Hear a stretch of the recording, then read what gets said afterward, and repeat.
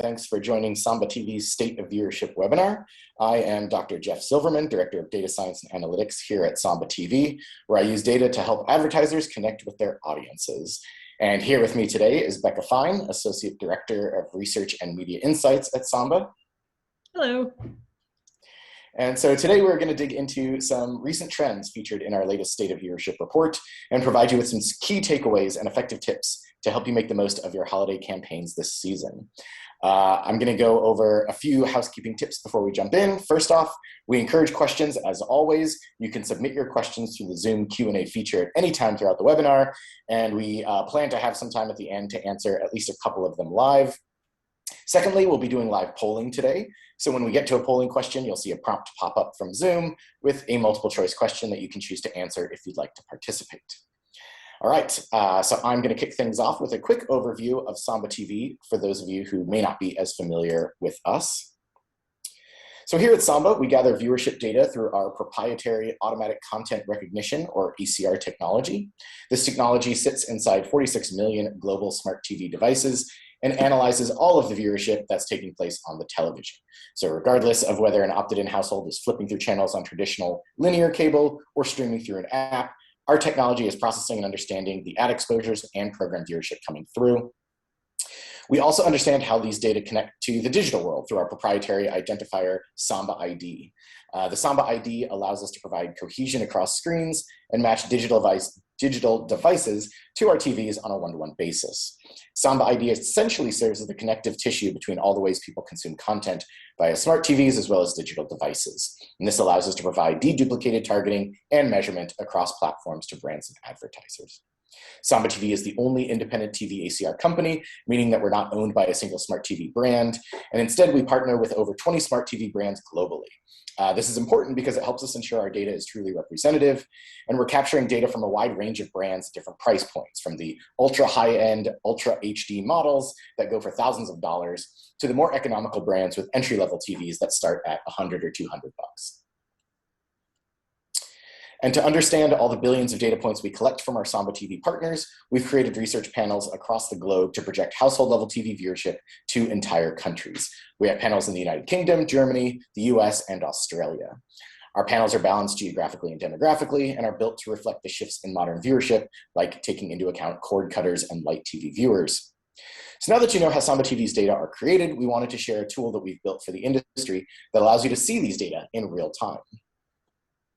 So here's a snapshot of our real-time TV viewership dashboard, which we released this summer just before the Olympics. This is an interactive global TV analytics dashboard that features real-time viewing stats from some of the largest media markets, the US, UK, Germany, and Australia. We've built the entire back-end data pipeline to deliver viewership insights in seconds, analyzing massive amounts of data coming off millions of devices worldwide. So instead of waiting until the next day for TV ratings, you can now see how many households are tuning into particular programs in real time. And in the US, the results are actually filterable by both state and DMA, as well as demographic attributes like income, gender, and age. We offer this dashboard as a free tool to the industry, and you can sign up at any time through our website. And we'll be following up after the webinar to send a link to get access to this as well. And so now I'll go ahead and pass it over to Becca to get into some of the macro viewership trends we saw over the last quarter. Thank you, Jeff. So earlier this year, we saw that linear viewership was higher than pre-pandemic levels of 2019, but lower than figures seen during the height of the pandemic in 2020. So the big question advertisers are coming to us with is whether this trend is indicative of the new normal. Well, this last quarter further solidified this theory with some notable caveats. So let's take a look at how linear performed in the US. The graph on the left here is showing average daily reach in the US between Q3 2019 and now, and the graph on the right is showing the total linear minutes watched during that time period. There were two sort of main takeaways from the data this quarter. The first was that average daily reach was the lowest it has been in the past 2 years. Overall, about 42% of US households tuned into linear each day throughout the quarter on average. And compared to Q3 2020, when a lot of people were social distancing at home and in front of their TVs, that reach was down 16%. The other main takeaway was that both reach and minutes watched were relatively stable this quarter compared to the prior quarter. each within about 1% of Q2. This suggests some degree of stabilization across linear viewership. As Americans pass the 1.5 year mark of life under the pandemic, we're finally seeing some steadiness as compared to the huge swings of 2020.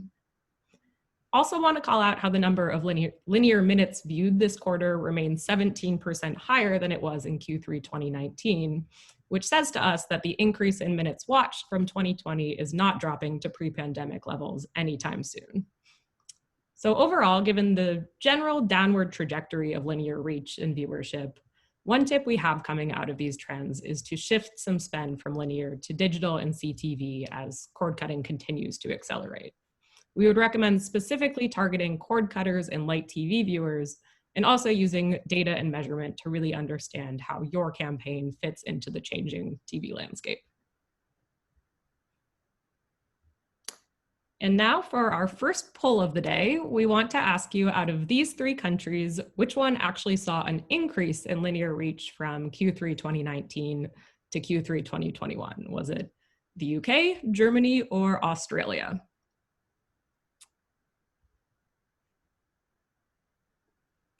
All right, let's get some votes in here, see what you guys think.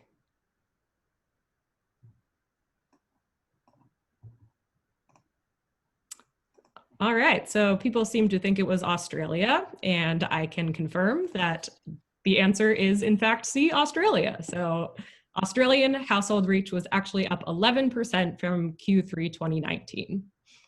So let's take a closer look into some of those international trends. Similar to the US, linear household reach in the UK and Germany was the lowest in Q3 2021 that it's been during any quarter in the past 2 years, which is what is visualized in those leftmost graphs. Compared against Q3 2020 and Q3 2019, those drops ranged from about 2% to 7% across the 2 countries. On the other hand, the minutes of linear TV viewed was above the 2019 baseline in both countries, indicating that although fewer households watched linear this year than before the pandemic, those households spent more time watching. So although linear is losing some of its draw for an increasing number of UK and German households, those invested in linear maintain a high level of consumption. As we saw in the poll, the story in Australia was a bit different than Europe, with both reach and consumption increasing this quarter for Australian households. Compared against Q3 2019, reach in Australia was up 11% and minutes viewed were up 49%, though both of those metrics did remain a bit lower than the early pandemic highs of 2020. So these international trends bring me to our next tip here, which is really to make sure that your advertising strategy is truly holistic and incorporates the optimal mix of digital, CTV, and linear. We are seeing some stabilization across linear viewership, which means that you can plan your TV buys with a bit more certainty than before. Digging into network-specific trends a bit more, on the left here we have listed the most watched US networks based on average daily household reach percentage. As you can see, no shockers, broadcast networks, NBC, ABC, and CBS were the highest reaching, while some sports and news networks like ESPN and CNN also cracked the top 10. On the right, we show the change in viewership of all US networks from Q2 of this year to Q3. And one notable takeaway here is how ESPN saw a relatively big drop in viewership quarter over quarter, which is something that I'll get into a bit more later. And then here we have listed the top 10 networks across the UK, Germany, and Australia. So quarter over quarter, there's been some consistency. We've seen ITV1 at the #1 slot for the UK, ZDF #1 in Germany, and 7 Network #1 in Australia. All right, back over to you, Jeff, to walk through linear and CTV ad performance for the quarter. All right, thanks, Becca. So despite the decline in linear viewership, ad spend seems to be at record highs across many categories. So on the left, we're showing the year-over-year change in linear TV ad impressions in the US, broken out by ad category. And on the right, we're showing the same thing, but quarter over quarter. And so in that right-hand table, you can see that the US, as the US begins to ease its way back towards normalcy, there was a dramatic uptick across all ad categories in Q3 21 compared to the previous quarter. Energy and power ads led the pack with a substantial 223% increase in linear impressions, and career services brought up the tail end with a modest 10% increase. However, looking at the left-hand table at the ad categories, in the midst of the pandemic in Q3 2020, it's no surprise that career services and travel saw the greatest increases in Q3 21, with 127% and 99% respectively, as the Great Resignation and travel continue to pick up. And so the tip here is the spike in these linear ad impressions runs a bit contrary to the decrease in linear viewership. With that being said, advertisers should definitely take a smarter approach to their buying strategy, and given that decrease in the linear program viewership, really should consider shifting linear budgets towards CTV and digital. And next up, we have our next polling question: who is the only brand to make the top 10 linear advertiser list in more than one market when looking at the US, UK, Germany, and Australia last quarter? You'll see a pop-up window where you can submit your answer. And here's a hint. This brand also made the top 10 advertiser list in more than one market last quarter. So if you're a super fan, you read our Q2 State of Viewership report, or attended our last webinar, you should know the answer. All right, answers are coming in.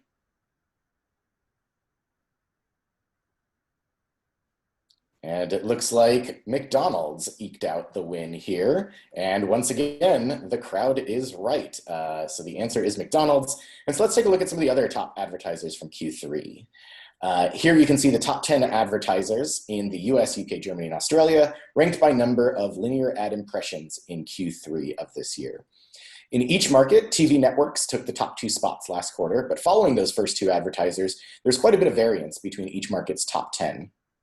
As we saw on the last slide, similar to Q2 21, McDonald's was the only brand to make the top 10 in more than one market, coming in at number 5 in Australia and number 7 in the UK.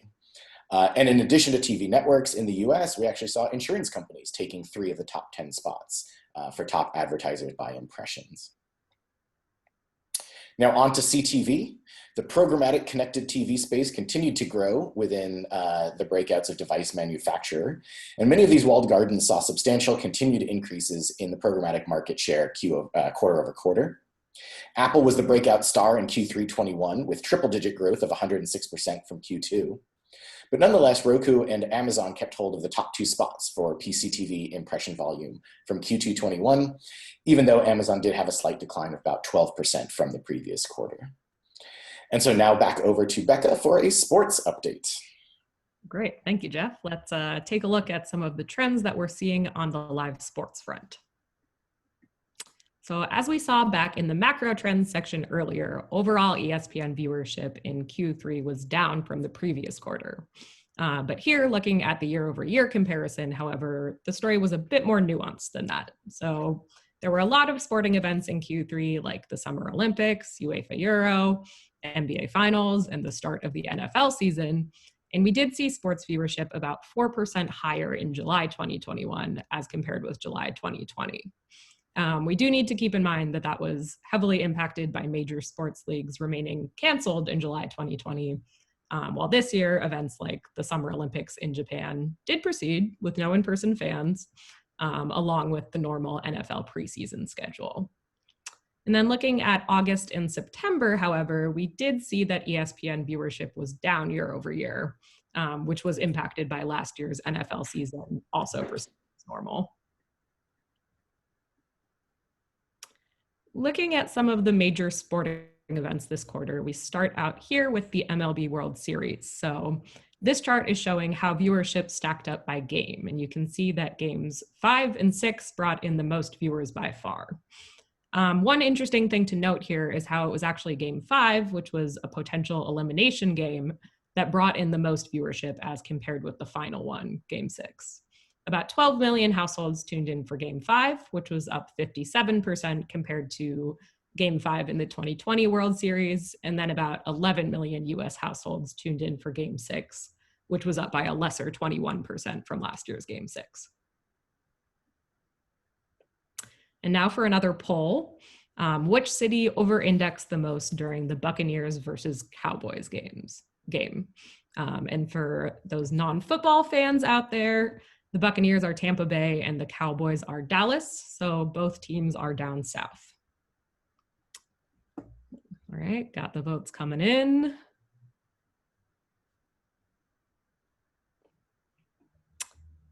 Let's see. Wow, you guys are getting them all right. It was, in fact, Boston. Boston over-indexed by the highest margin for this game. That was likely impacted by Tom Brady, a former New England Patriot, now playing for the Buccaneers. So in general, you can see that the West Coast under-indexed compared to the average US household for that game, while East Coast DMAs were a bit more likely to tune in. Taking a step back in general, we've actually seen higher NFL viewership in 2021 as compared with 2020, which is due to a bunch of different factors, including the empty stadiums of 2020, which was a bit of a weird visual, along with the presidential election competing for airtime. This year, we've seen fans come back to fill those football stadiums, and viewership has increased as well. For example, this Thursday night football game here had a 13% increase in viewers compared to the 2020 Thursday night opening game, which was between the Chiefs and Texans. So all this brings me to another tip here, which is to really take a smarter approach to TV tentpoles like sporting events. Rather than buying during expensive airtime, there are ways to target viewers of past events on addressable digital devices during and after the broadcast. We would also recommend taking advantage of mini tentpoles like smaller, more targeted games, which will resonate a bit more deeply with the audience watching. And then here we have some interesting demo data surrounding the NHL Stanley Cup Finals along with the NBA Finals. So you can see that across the breakdown of white, Black, Hispanic, and Asian viewers, there were pretty dramatic differences across the two leagues, with the NHL drawing a much wider audience than the NBA. Interestingly, if you look at those NBA Finals games listed there from 2019, 2020, and 2021, you can see that there's a fair amount of difference in who watched each. So for example, in the 2020 Finals game, 21% of viewers were Hispanic, but that dropped to 18% in 2021. So we attributed this difference to the teams who were playing in the two games and the population of those regions. It was Miami versus Los Angeles in 2020, which are both heavily Hispanic DMAs, and then Phoenix versus Milwaukee in 2021, with Milwaukee in particular not having a large Hispanic population. So the key takeaway here is that it's important to pay attention to the specific games you're advertising in, and really make a point to understand the teams and their fan base. The audience that a certain game draws can vary greatly depending on who's playing that year or that week, even if it's in the same league. That said, the exception here seems to be the NHL, which does have a pretty overwhelmingly white fan base. All right, back over to you, Jeff, to talk through movies and streaming. Awesome. Now let's get into some direct-to-streaming movies and new streaming original shows. So direct-to-streaming movie releases have continued to draw massive viewership numbers across the US. Day-and-date releases made for a popular distribution model in Q2, but how do these films fare once they're released? Well, we took a look at the first 3 months since release for a handful of movies. While most of the viewership does happen in that first month, these films continue to have life in months 2 and 3. Specifically, I wanted to call out HBO Max's same-day release schedule, which limits films to 31 days on the platform. So it's no surprise that 3 of the HBO Max movies that we looked at here, Mortal Kombat, Those Who Wish Me Dead, and The Conjuring 3, each saw more than 90% of their 3-month viewership occur during that first month. Switching over to Disney, Cruella was released on Disney Plus for an additional charge. And we saw a 25% increase in viewership from month 1 to month 2, with just a 9% increase from month 2 to month 3 when it became available on the platform at no additional cost. And so looking ahead, the future of day-and-date releases on Disney Plus is still up in the air. HBO Max is set to end same-day releases in 2022 in favor of using a theatrical window. And so the days of this direct-to-streaming film premiere may be numbered. However, this may give newer streamers an opportunity to shine. After all, it was Infinite on Paramount Plus that saw the highest increase, highest percentage increase between months 1 and 2, with a 32% increase in viewership, suggesting that buzz for that movie may have taken a bit longer to build. All right, so next polling question, and I believe the last one, so can the crowd make it a perfect record for the polling questions? Which movie had the largest percentage increase in viewership from the first 4 days to the first 31 days after premiere? The Suicide Squad, Summer of Soul, Jolt, or Space Jam: A New Legacy? Vote now. Votes are coming in. And let's see where we get.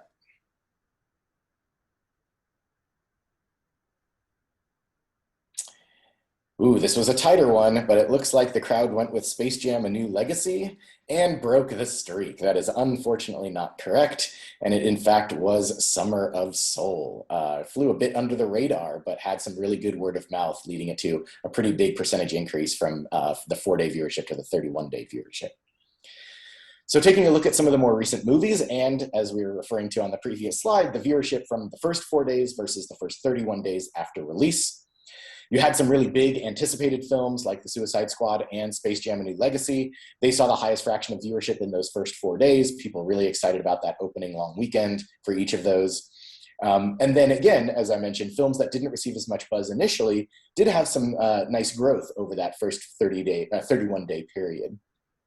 So while The Suicide Squad had the highest viewership in the first 4 days with 2.8 million US households watching, The Tomorrow War actually had slightly higher viewership for that full 31-day window, 5.2 million households versus 5.1 million. And as mentioned, Hulu's Summer of Soul was kind of an under-the-radar documentary, didn't put up comparable numbers to those big summer blockbusters, but as we said, it did have the highest relative increase in viewership with a 258% increase from the 4-day total to the 31-day total. And so again, this suggests that blockbuster films might have really big opening weekends, but films with less initial buzz might have staying power, word-of-mouth power, things like that. And we'll continue to see some direct-to-streaming movies this holiday season, but as I mentioned before, it doesn't look like that trend is going to stick around for too long. So our holiday strategy tip here is to maximize this opportunity now by finding these blockbuster viewers in the first few days on streaming and then target them on digital devices.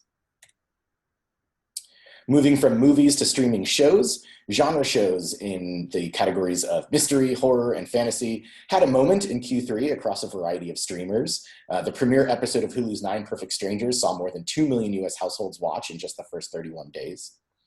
Furthermore, 9 Perfect Strangers, along with Hulu's Only Murders in the Building and Peacock's Dr. Death, each saw premiere viewership more than double from the first 4 days to the first 31 days. Of those 3 series, 9 Perfect Strangers saw the highest viewership, but it was Dr. Death that saw the largest fractional growth within the first month, with an increase of 180% after those first 4 days.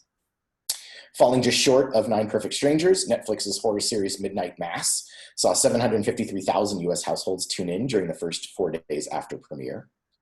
And so this quarter's strong viewership across these niche genres demonstrates worthwhile engagement for studios to consider.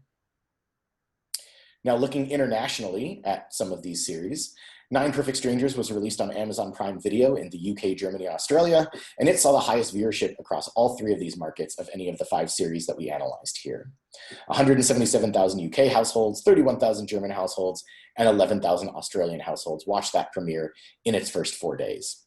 Midnight Mass brought the next highest viewership in the UK and Germany, with Germany's viewership just slightly lower than that of 9 Perfect Strangers.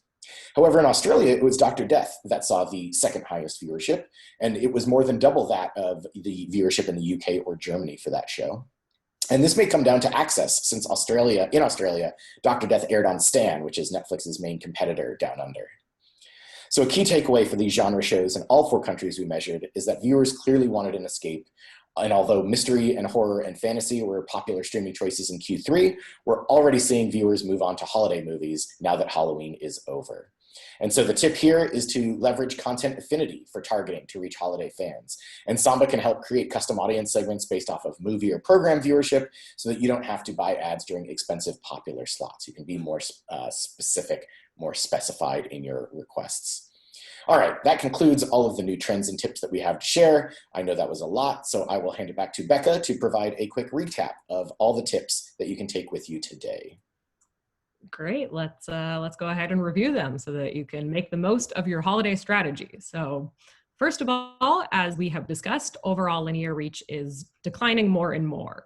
We recommend shifting spend to digital and CTV as this cord cutting trend continues to accelerate, and specifically targeting cord cutters and light TV viewers.